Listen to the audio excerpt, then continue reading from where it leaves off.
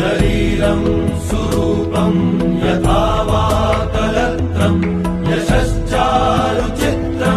धनं मेरुतुल्यं गुरोरङ्घ्रिपद्मे मनश्चैन लग्नं ततः किं ततः किं ततः किं ततः किम्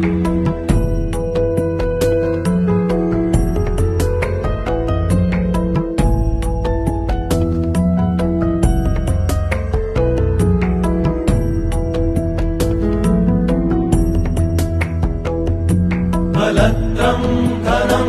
पुत्रपौत्रादि सर्वं गृहं बान्धवाः सर्वमेतद्धि जातं गुरोरङ्घ्रिपद्मे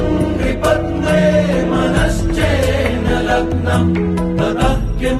ततः किं ततः